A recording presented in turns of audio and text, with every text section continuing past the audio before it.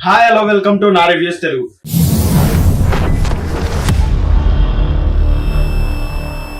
My opinion on double smart teaser గురించి చెప్పే ముందు ఒక విషయం చెప్తా. నేను పూరి జగన్నాథ్ గారిని దేవుళ్లా కొలుస్తానండి. ఆయన మూవీస్ ఫ్లాప్ అయినంత మాత్రాన నాకు ఆయన మీద ఉన్న అభిమానం తగ్గిపోదు. ఆయన మళ్ళీ ఇండస్ట్రీ హిట్ ఇస్తాడన్న హోప్ తోటే వెయిట్ చేస్తా. ఇస్మార్ట్ శంకర్ మూవీ థియేటర్ లో నేను చాలా ఎంజాయ్ చేశాను. తర్వాత కొండన్నతో లైగర్ మూవీ చేస్తున్నాడు అనేసరికి నేను కూడా ఇండియా షేక్ అవ్వాలే అనుకున్నా. అవుతుందిలే అని నమ్మినా. అదే నమ్మకంతో ఫస్ట్ షోకి మా అమ్మని తీసుకొని వెళ్ళా.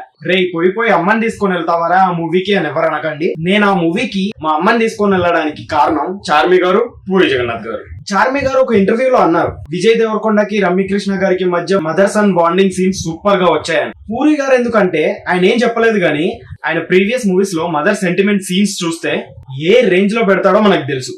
కావాలంటే చూడండి ఈ మూవీస్. అదే ఎక్స్పెక్టేషన్ తో ఈ మూవీకి తీసుకుని వెళ్ళా. చాలా అంటే చాలా డిసప్పాయింట్ చేసింది లైగర్ మూవీ నన్ను. మూవీ ఫ్లాప్ అయింది, జేజీఎం కూడా ఆగిపోయింది. ఇప్పుడు ఏం చేస్తాడు మా దేవుడు అని అనుకున్నా. ISmart Shankar part 2 double smart start చేశాడు. చాలా హ్యాపీగా ఫీల్ అయ్యా. పర్లేదు ఆ మూవీ హిట్ అయింది కాబట్టి మళ్ళీ దాంతోటే ఫామ్ లోకి రావాలి పూరి అని అనిపించింది. టీజర్ రిలీజ్ అని పోస్టులు పెట్టినప్పటి నుంచి నేను ఎంత ఎక్సైట్ అయ్యానో నాకే తెలుసు. చూడండి ఇన్స్టాగ్రామ్ లో కూడా స్టోరీలు పెట్టి పడదొబ్బా.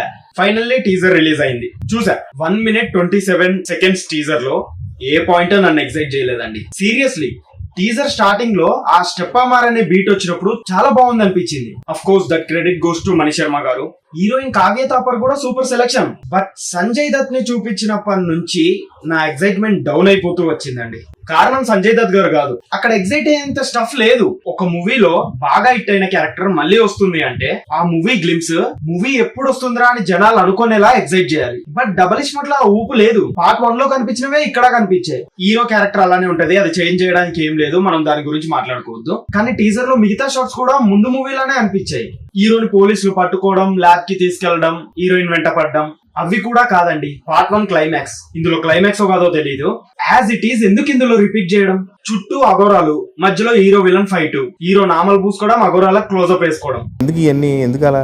బిగినింగ్ నుండి నన్ను ఈ మూవీలో ఎక్సైట్ చేసిన పాయింట్ ఒక్కటే అండి, ఇస్మార్ట్ శంకర్ క్యారెక్టర్. ఈ టీజర్ చూసాక ఎక్సైట్మెంట్ ఏమన్నా పెరిగిద్దేమో అనుకున్నా, బట్ చూసిన తర్వాత కూడా నన్ను ఎక్సైట్ చేస్తున్న పాయింట్ ఒక్కటే, ఇస్మార్ట్ శంకర్ క్యారెక్టర్. నిజాలు మాట్లాడుకుంటే ఇస్మార్ట్ శంకర్ మూవీ హిట్ అయిందే ఆ క్యారెక్టర్ వల్ల.